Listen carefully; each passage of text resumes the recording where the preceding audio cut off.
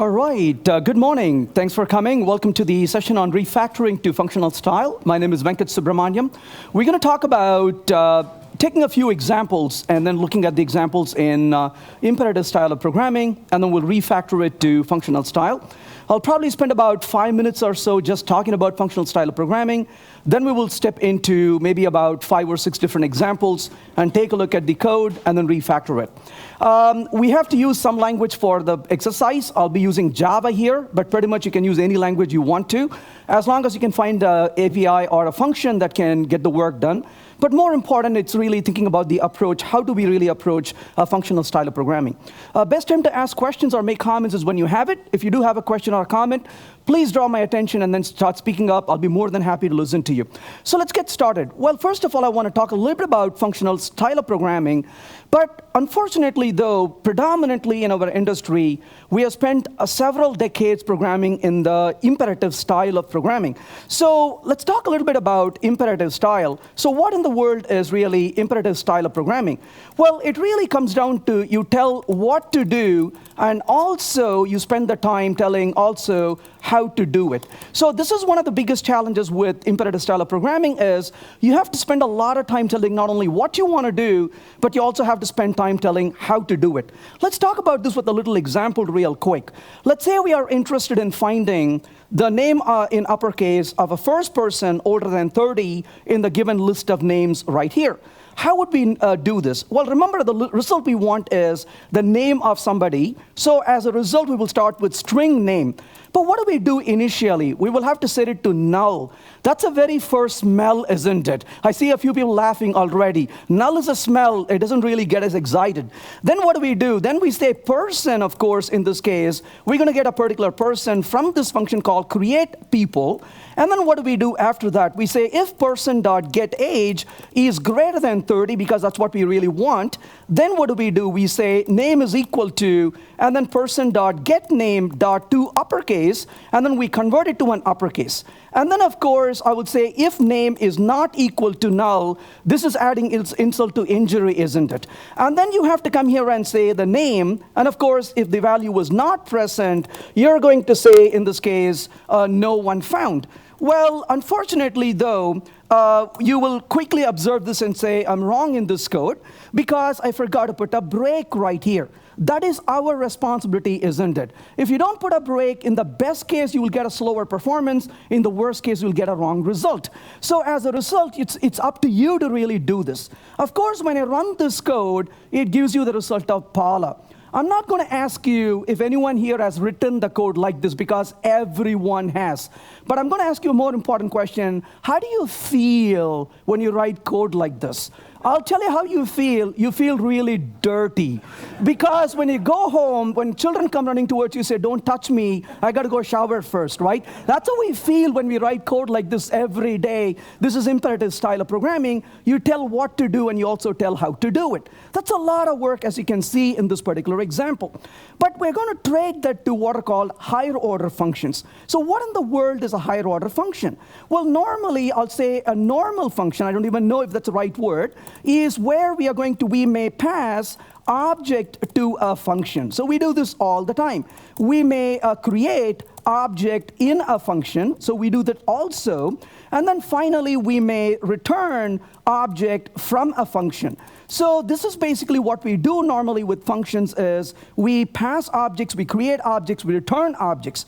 But on the other hand, we can trade that to what are called higher order functions. And in the higher order functions, what we really do is we pass functions to functions. We may create function within a function, and we may return a function from a function. So this gives a nice way for us to not just work with objects, but also use functional decomposition as well, in addition to object decomposition. So this becomes a really nice way to pass functions around. Let's see how that's going to feel in just a minute. But one of the other things about functional style of programming is we favor immutability. if you notice over here, we create a variable called name, and we are mutating that variable, and then we keep mutating variables over and over and over. Well, what happens when you mutate variables? It becomes really hard to reason the code when you mutate variables. It becomes incredibly hard to parallelize the code as well. Errors creep in when we start doing very many mutations. On the other hand, we could write this in a functional style, but it really comes down to what's called the declarative style of programming. Now, I'll talk about what's the relationship in just a minute, but declarative style is essentially where you tell what and not how. So this is one of the beautiful things about declarative style is you tell what to do and not how to do it. But of course, we are talking about functional style here. So what in the world then is functional style? And to me, this is what exciting about functional style is. Functional style is actually declarative plus the use of higher order functions. So this is the relationship between the two styles of programming is that a functional style of programming is declarative, and plus we use higher order functions. This is one of the reasons why functional style really shines is because it's actually declarative. That's where the expressive nature of the code really comes in. So in this case, we're going to use lambda expressions, obviously, for higher order functions, but this leads to a beautiful thing called a collection pipeline or a functional composition. Let's take a look at what that really means in this example. So I'm going to get back to this little example that we have with us. And what I'm going to do here is output. Let's start with the create people, and then we'll call a stream. This is purely a Java issue, but in the case of other languages like C#, you can directly do this on a list, if you will, because of extension methods. And then, of course, you can take the stream, and I'm going to say filter. And I'll say that given a person, I want to get a person.getAge over here is greater than 30. Then I perform a map operation to get the name of the person. I perform a map again to get the string upper to uppercase. And then finally, I'll say find first. And if the person doesn't exist, I will say, well, I'll simply say no one found. And this gives us an ability to get the real value or substitute a value if the value were not really found. Well, notice the flow of the code, how expressive the code really is. Now, here's a challenge I would pose to you. Take an imperative code and show it to a programmer, but sit in front of them and watch their eyeball movement. And when they look at the imperative code, their eyeball movement is going to be like this, isn't it? And then it's going to do this. That's called the point of confusion, right? On the other hand, if you look at this one, notice how beautifully it flows through. A single pass through, and you're able to get it. And that's one of the beautiful things about functional style is you're able to read the code in one pass. The code begins to read like the problem statement. That becomes a lot more easier to follow as well. But of course, the question is, okay, this is awesome. This code is cute. I love it. But I have this theory, and the theory I have is cuteness is not sustainable.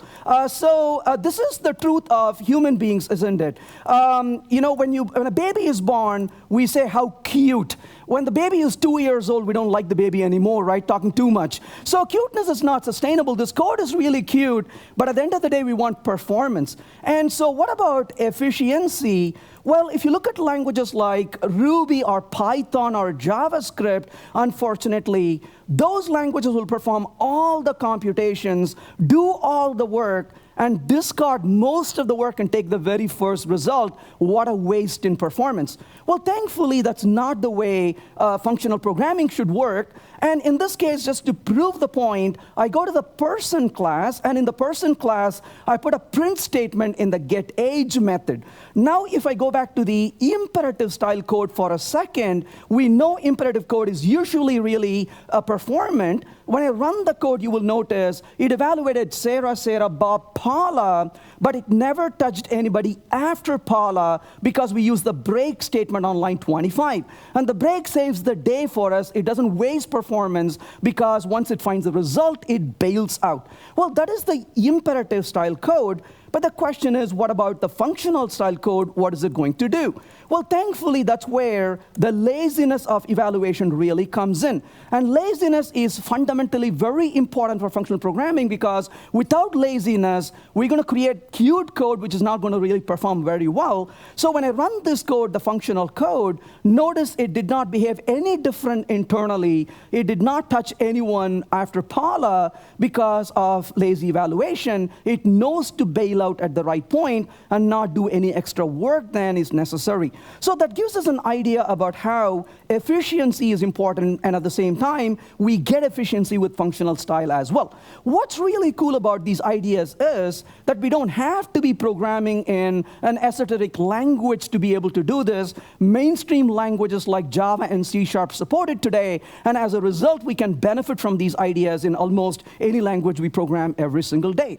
Clearly, we can use those other beautiful languages as well, but we have the freedom to choose, if you will. So to understand this further, let's take some exercises and play with it real quick. So the first exercise I want to start with here is going to take us from imperative style to declarative and a functional style of code.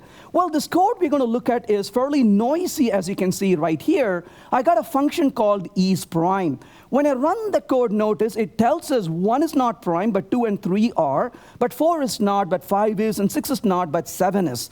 Okay, so it works, but look at the code real quick. What are we doing in this code? Notice, first of all, we create a variable called divisible. Now, honestly, when you're writing code, you're not going to call it divisible. You're going to call it temp or t, because that's how you tell the code you don't deserve to live. That's how we communicate our, dislike of the code we are writing. These are called garbage variables. Garbage variables are variables that are introduced as part of the solution. They're not required as part of the problem, really. Then we say, once we set the divisible equal to false, we loop through one value at a time, and then we are checking if a value divides the given number. If it does, we say divisible is true, and we break out of the loop. And then at this point, of course, we check if it's not divisible and perform the action. While this code is working, let's think about how we can implement this in a better way, if you will. So I'm going to bring in the necessary package right here. But let's put this in English. What are we really trying to do? So given a range of numbers, let's say 2 to number minus 1, well, then no number in the range divides the given number, the number that's been given, isn't it? Well, that's the very first thing I tend to do is I try to put the words in English or whatever language you're comfortable, natural language. Once you write that as a phrase, it's a question of converting that to code. That's a really nice transition. A lot of times when people struggle to write functional code, one thing I realize is, I know it's a little hard for us, but remember the days when we started programming? Today, you're not probably using flowchart, but you probably did write flowcharts in the beginning. And honestly, even today, if I'm doing something extremely complex and I'm not able to hold it in my head, I'll take a napkin and scribble a few things on it, and then I would sneeze on it and throw it away. But the point really is, we try to really write things down when things are really hard or complex. Well, thinking functionally is hard and complex for a lot of us, me included, so I try to normally put that in phrases like this. Given a range of numbers, then from 2 to number minus 1, no number in the range divides the given number. Well, then once I do that, it becomes really easy. What I'm going to do then is to simply say, return number is greater than 1 and into stream.range. Notice the word range right there becomes range over here. And I said no number in the range, so that becomes a non-match function. Given an index, number mod I is equal to 0. So as a result right now, we are taking that phrase in English and we are simply converting it to code, pretty much a declarative style of code right there. So when we run this code, of course, it produces the same result, but we simply formulated the problem in a series of steps to follow in terms of the actions to perform, the transformations to do, and then we are translating that to code, as you can see right here. So what is the benefit this code really offers? Well, first of all, notice the code is really concise. The code is very highly expressive. You're not trying to get into the nuts and bolts and looking at how how things actually work. Instead, you are simply focusing on the fact that given a range of numbers, tell me none matches this rule of divisibility, so that the code becomes a lot more easier to express, easier to read as well. That is one of the biggest benefits you get out of this, is a code that is easier to understand, easier to work with, easier to read as well.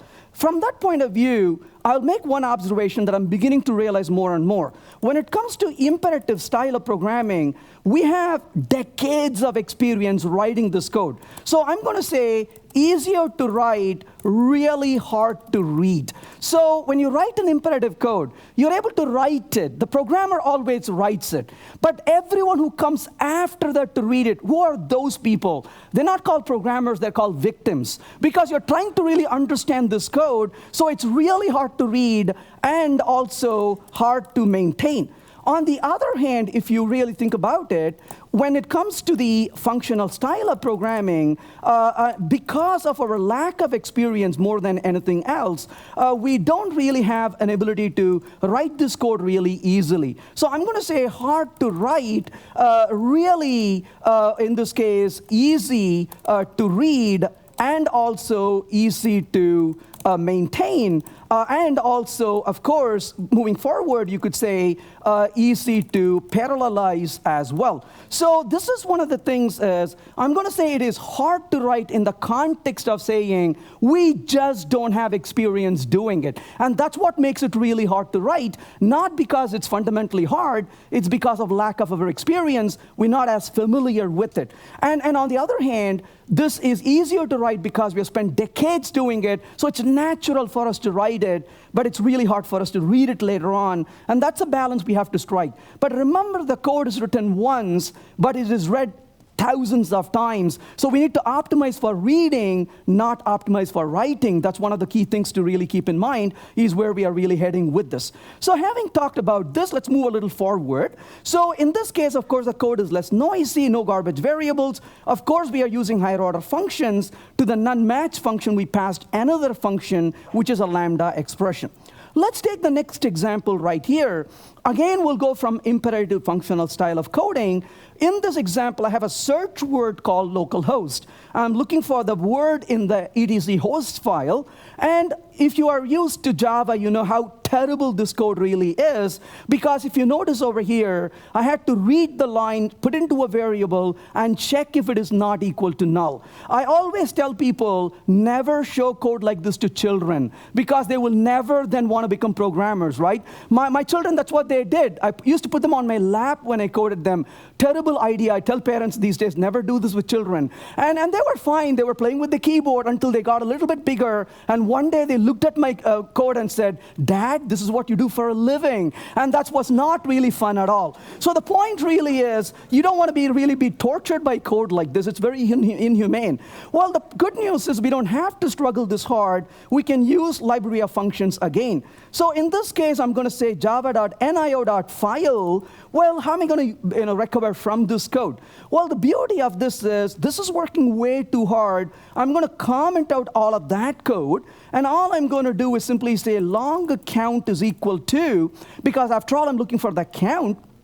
And in this case, I'll say files dot, in this case, lines, and paths dot get. And the file, I'm interested in the host file. Then I say filter right here, and I'm given a line. I want the line dot contains, which is exactly what we did right here. So grab that essential part right here, contains that, and then dot count, and it gives us the same result as the other one. And the point really is we can eliminate all that extra work, and we can simply create a stream of data. In this case, the stream of data coming from a file rather than coming from a collection. And then we are iterating through it, much like in the functional style. And then we are filtering out what we really are interested in. And then we got the count out of that. And that becomes a lot more easier to work with.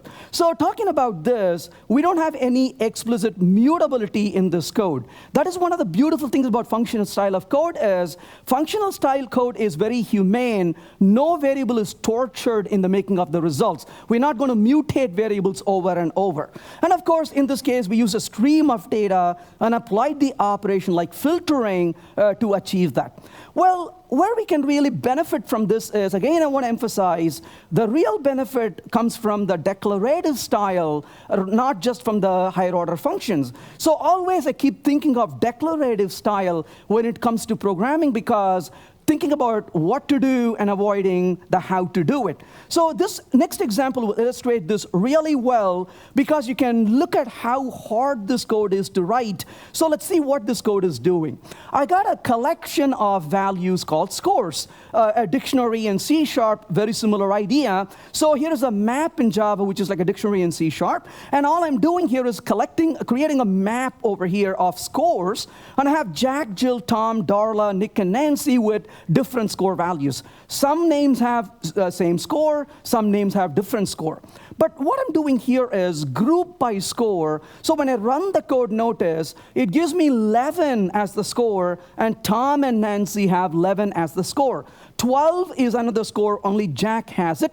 15 is another score, but Darla, Nick, and Jill have it. So I'm kind of inverting this map. In other words, I want to group them based on the score values and the names of the people who have that score.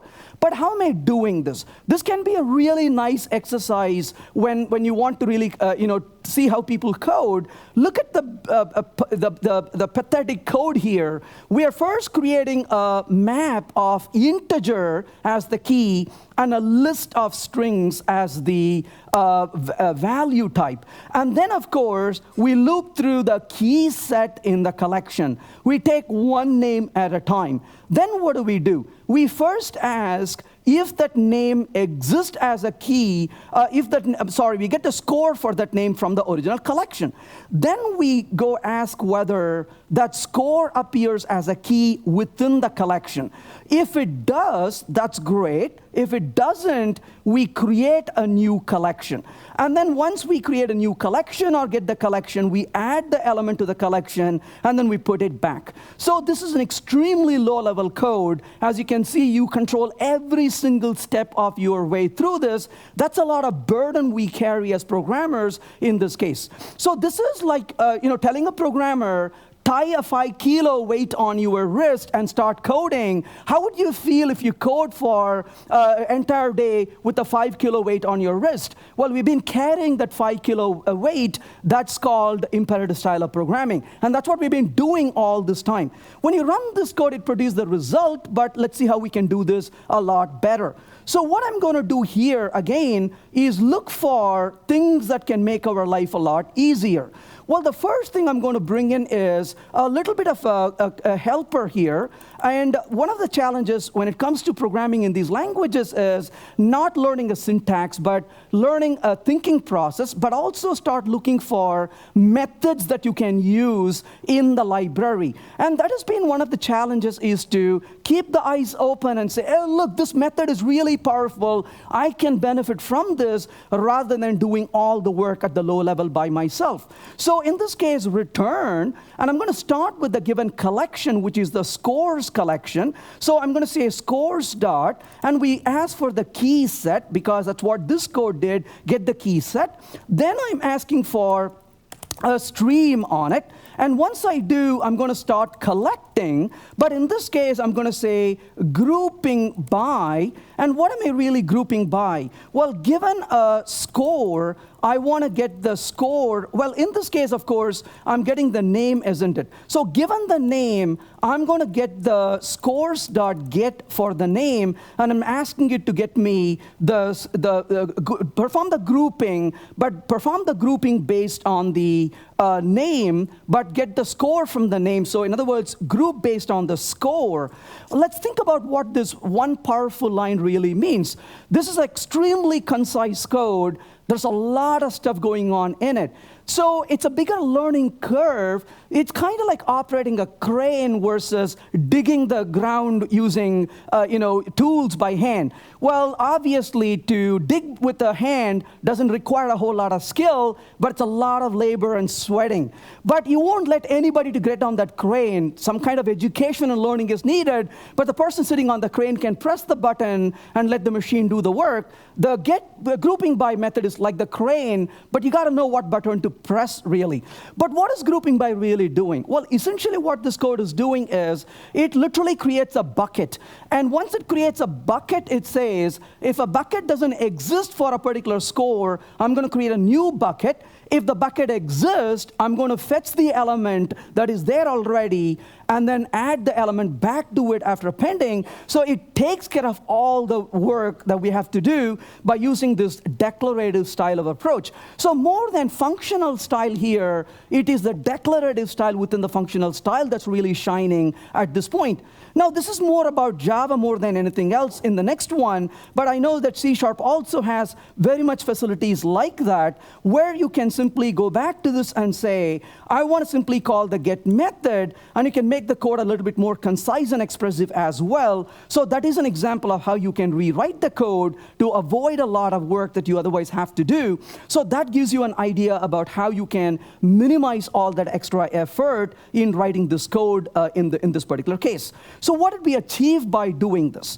Well, it's very highly expressive, but like I said, what really shines here is the declarative nature of functional style. But we have to really know what kind of functions we have to use. And this is one of the challenges of functional style of programming, is not everything is going to fit into filter, map, and reduce. We have to look for other methods available in the libraries and the packages we are using, and always keep an eye for this declarative nature where you can tell what to do rather than having to get immersed into how to do these things. Well, the next example I'm going to show you here is something I got as an email from somebody asking, hey, I've seen your talks before, but here's a problem, and I can't quite figure out how to implement it. So I thought I will use this from somebody who actually sent a problem very similar to this one, and it really illustrates the point. But before I talk about it, I want to go back and talk about something a little bit else, because it really helps to hone in on the idea of some of the functional programming methods we normally use. So to understand this, let's talk about a few methods we normally use. We normally use a filter. Well, in the case of C#, things like select and where are very much equivalent to this. In F#, you use the word filter. In C#, you quite don't, but the concepts are really the same across the languages. So we typically use a filter and we use a map. Things like, for example, select and where in C# or filter and map in F#, and in Java and other languages as well. But one confusion a lot of times developers have is, when do I use filter versus maybe when do I use a flat map? So I want to spend a few minutes really identifying when I would probably use a flat map, because looking at it this way has truly helped me in my understanding. So to understand this, I'm going to take a silly example and work with it. Let's take a list of numbers in this case. Just let's say these numbers 1, 2, 3 for a minute. I'm going to write a silly method right here, int doubleIt, and the doubleIt method takes a number, and all it's going to do is return number times 2. So that's pretty, it's easy to see what it's doing. But I'm going to write one more method as well, and in this case, I will write it as, let's call this as before and after, which is pretty silly, but it illustrates the point. I'm going to return, in this case, a new collection, an array. In this case, I'll say number +1 and number -1 as 2 different values. So given this collection of values, what do I want to do? Well, if I wanted to really double each of the values in the collection, what would I do? I would say numbers dot, and then I would say map right here. And given an element in the collection, I would say doubleIt of the element. And then, of course, I'll say for each, and I will print it out, system.out.println, and I will just print it out. So when I run this code, notice it produced the values 2, 4, and 6. Well, that's clearly a nice little example of using a map function, nothing really confusing over there. But on the other hand, let's go ahead and say numbers.stream. But in this case, I'm going to perform a map operation. But I'm going to say before and after E. And then I'm going to say for each system.out.println. Well, there's a bit of a problem right now with this code. The reason why this is a problem is we're using the map function here as much as in the previous case, but when you look at the output, unfortunately, look at how nasty that one is. It gives you an array, or it gives you a collection of arrays, or array for each element. Most likely not what you really wanted. Let's step back and look at this a little bit different before we go any further. Look at the function double it for 1 second. What can we say about double it? Double it is a one-to-one function. So what does that really mean? A one-to-one function means given one object, it returns back one object to you. On the other hand, look at the before and after function is a one-to-many function. So in this case, what the before and after does is, given one value, it returns multiple values. So one of the things I normally do is I look at the function I'm using and ask the question, is it a one-to-one function or is it a one-to-many function? Well, typically speaking, here's a way to think about it. So if the function is one-to-one, then use map. If the function is one-to-many, well, if it's one-to-many, then what should we use? Then we'll come back to that in just a minute. We'll take a detour and come back to this in just a minute. Let's switch really quickly to Ruby here, only because it's a little bit easier for me to show this in Ruby. So let's take a look at a list is equal to, and I'm going to say 1, 2, 3, 4, 5, and 6. Well, I'm asking for list.count, and clearly you can see the list has 6 elements, no confusion about it.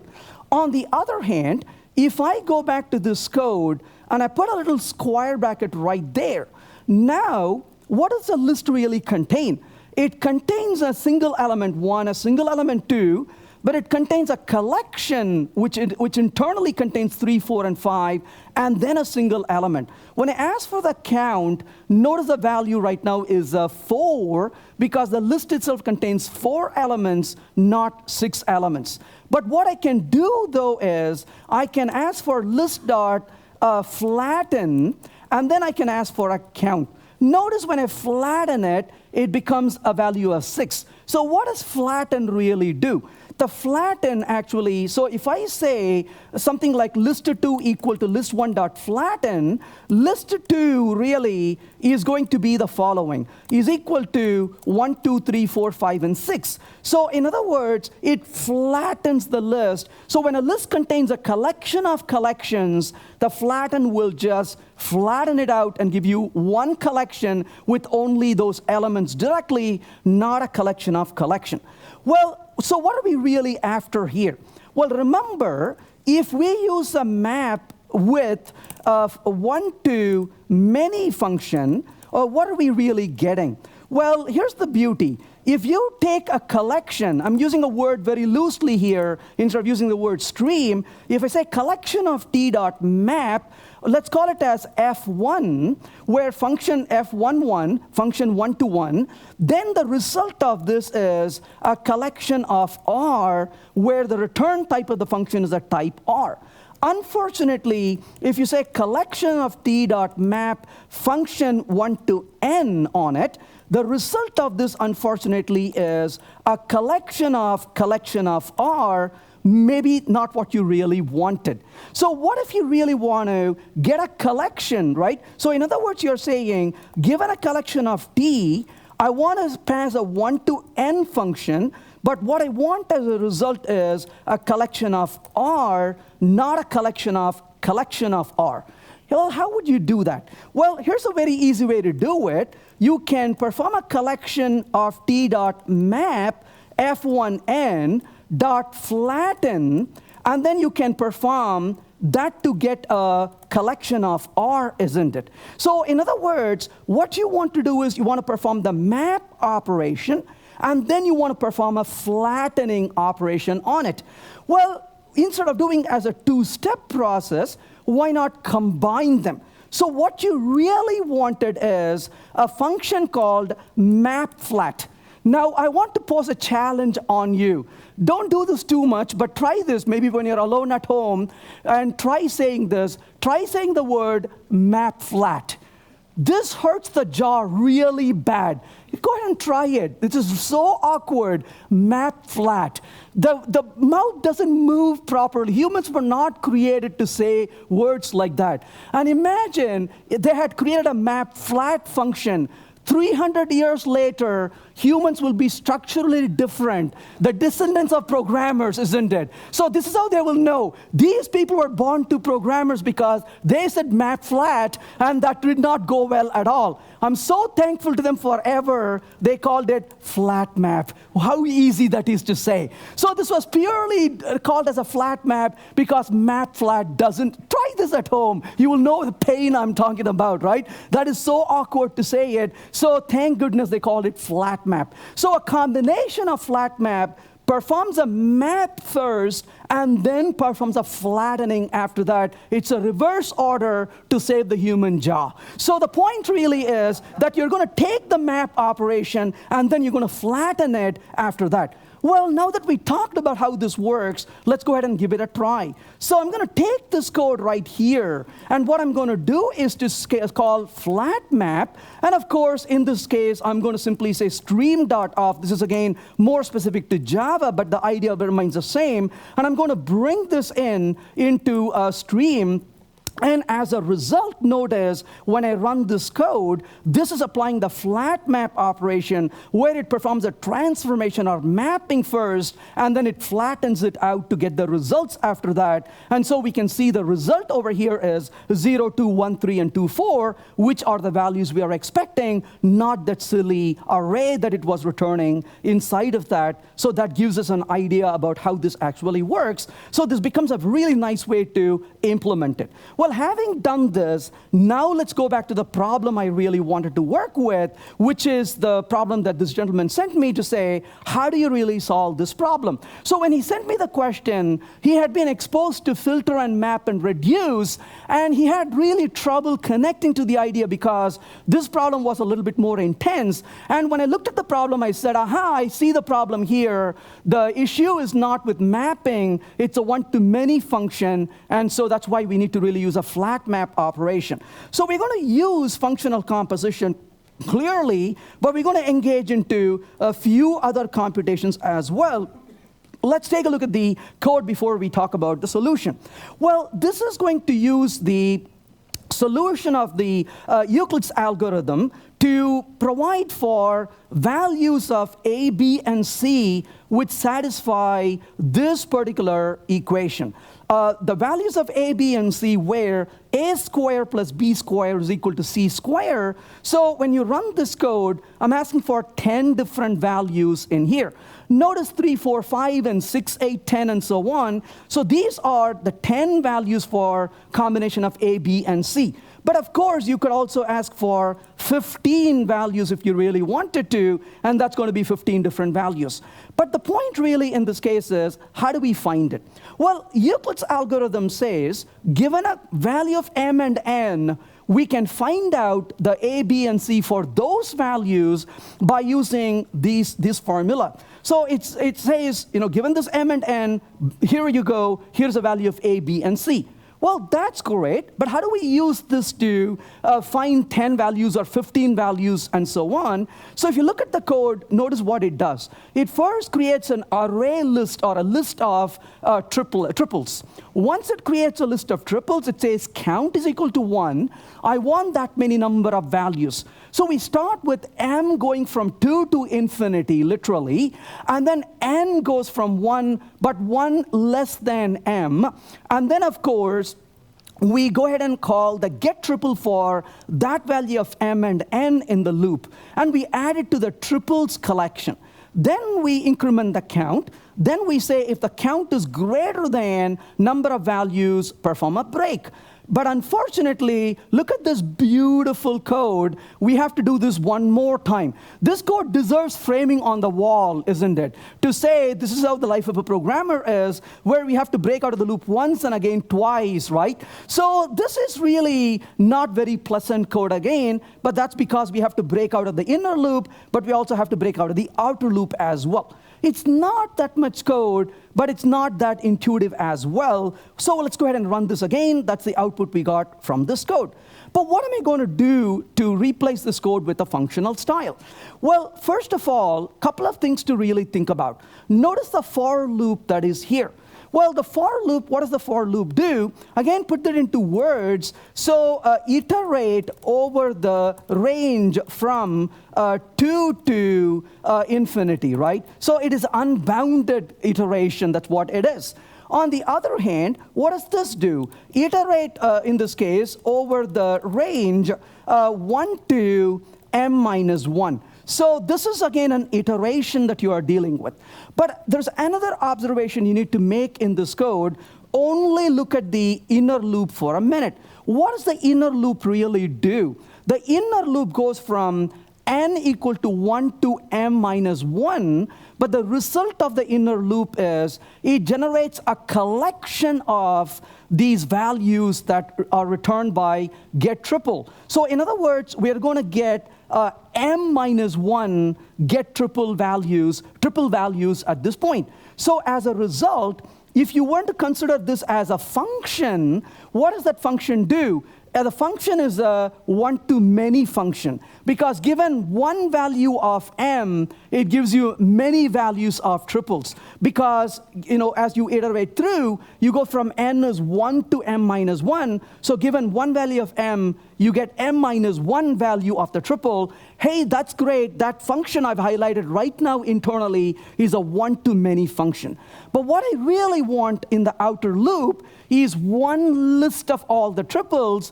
Aha, that's a one-to-many function, but I need to use the one-to-many function to get a list of values, not a list of values. So that is kind of the thought process I went through this to say, first to realize that these two are iterations, and second to realize that this one is a one-to-many function, and that just clicked in my mind to say, aha, that's a one-to-many function, which means that's a flat map problem, not a map problem. As long as you struggle with the map, you're going to get stuck with it, but realizing it's a one-to-many function gives you the relief. So let's see how we're going to implement this using a flat map. So what I'm going to do now is to go back to this code, and I'm going to bring in a few different functions to work with. The first thing I'm going to do here is I'm going to say stream dot iterate, and what am I going to do with the iterate? I'm going to start with the value of 2, because a collection is starting with the value of 2, as you can see. So 2 comma, given a value, give me a value plus 1. So this becomes an iteration to go on and compute the values.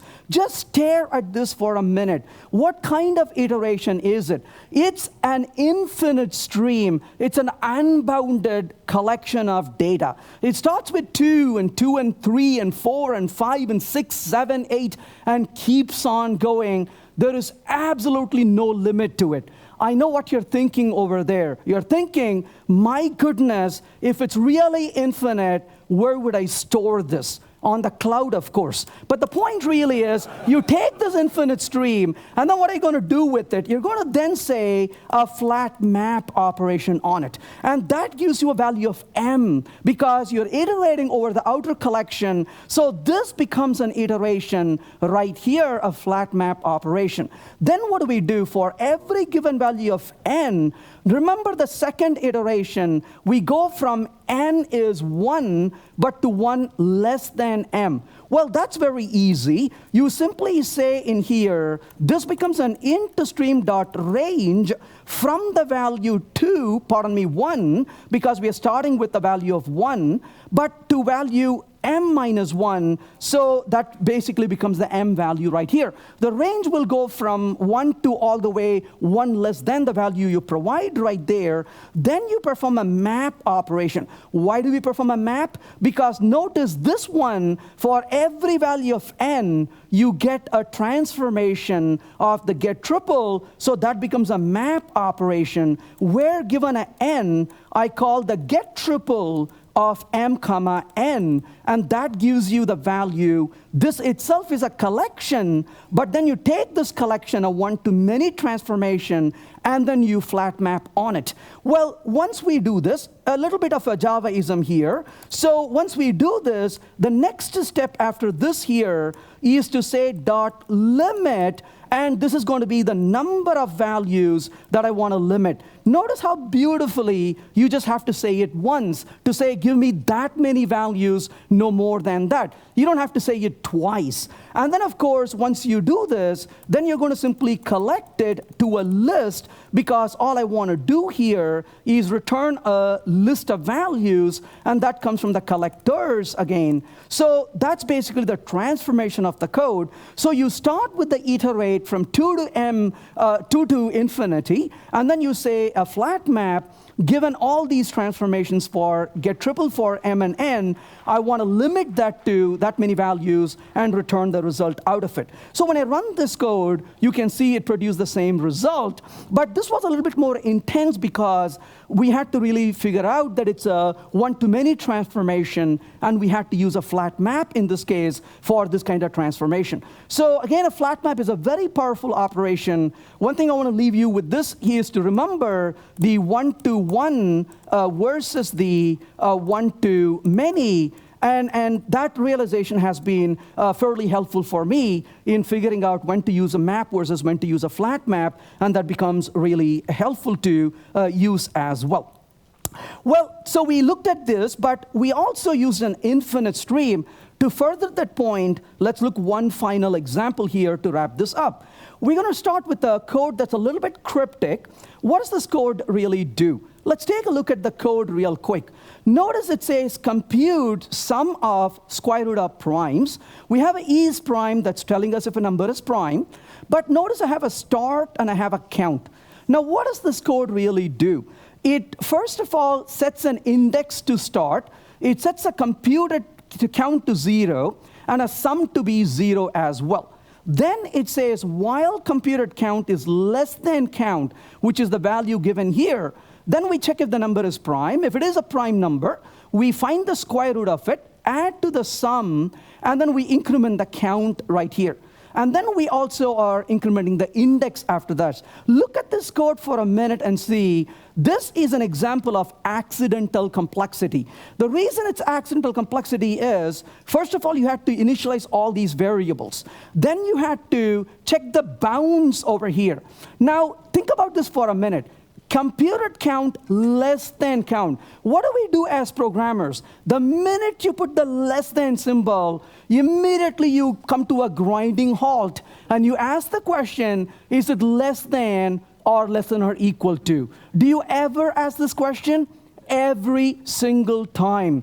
A new programmer asked me once, what is that symbol? I said, that's an international symbol for confusion. Because every time you type it, we look stupid, isn't it? You're like, huh? Is it less than or equal to? We're never sure about it. And then, of course, you find the prime number. If it is a prime number, you perform the math. Then you have to increment it. Look at the complexity. This cannot be outside. These two cannot be inside. This has to be inside. That has to be, how cruel this code is.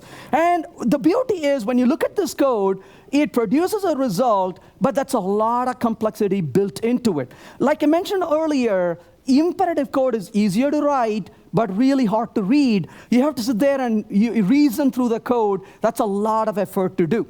But how can we really make this a lot simpler and much less effort for us to work with?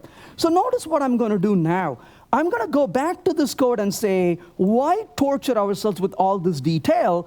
What I'm going to do is return, and in this case, I'm going to say stream.iterate. We're going to start with the start value right here, which is the given value. So we start, comma, given an element, element plus 1. So this says, I want to start iterating from the start to start plus 1 to start plus 2 and so on. Then we say dot filter, and in this case, all I'm going to ask for is prime. So start with an infinite series of numbers starting with start, but only give me the prime numbers after that.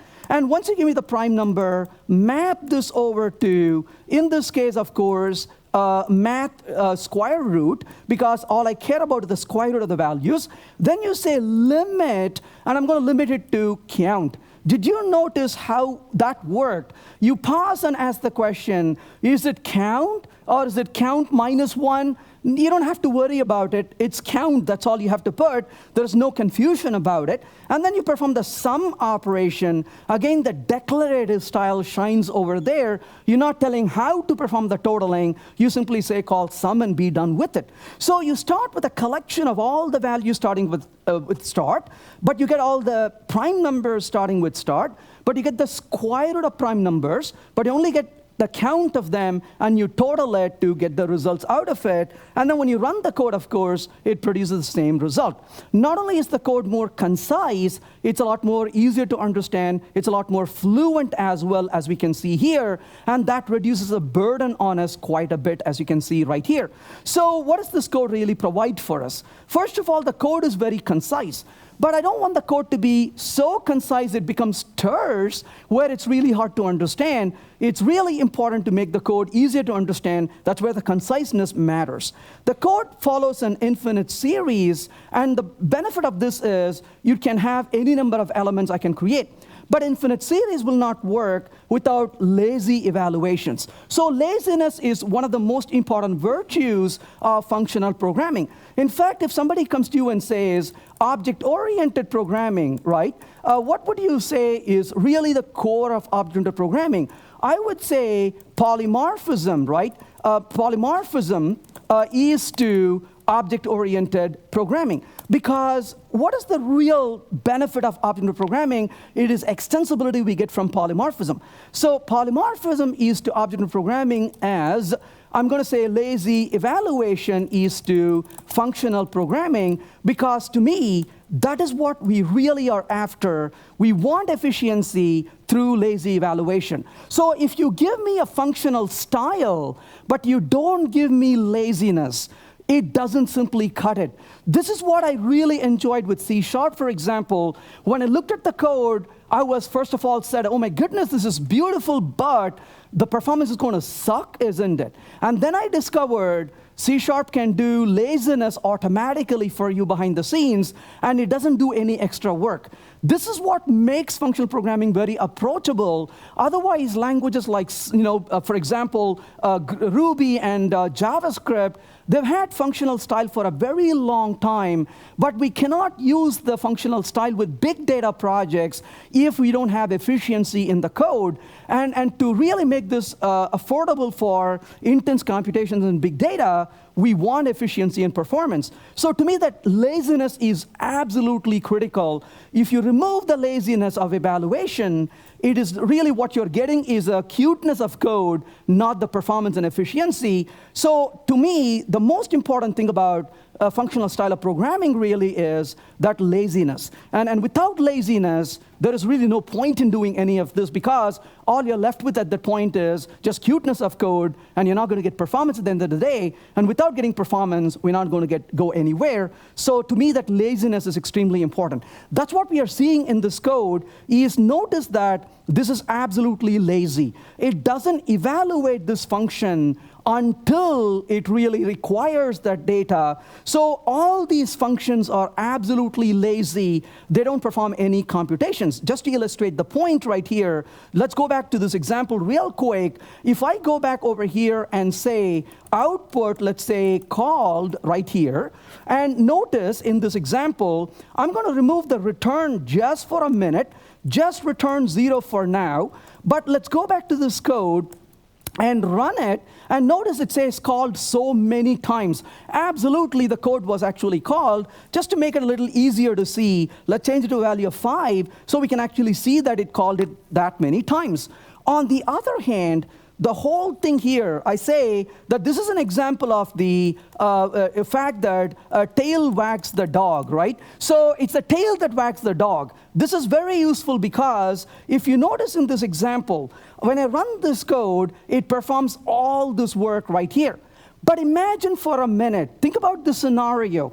If you are at work, on January the 2nd, the boss calls you into the office and says, I've got a new project for you, you're going to work on it, and the report is due on April the 15th. So what do you do on January the 2nd? You come out from the boss's office, go to your desk, and you immediately start working on the new project, right? No, from the smile on some of the people here, I know that's not true, right? In fact, why would you? You will start on it very promptly on April the 14th because it's due on the 15th, right? What is that called? That's called being smart, isn't it? In fact, you know something the boss doesn't know. You know you're going to quit on March 1st. Why would you bother starting this? Well, it's called efficiency. So in this code, notice how it did the work right here, but I'm going to simply comment out just that call to sum. That's all I did.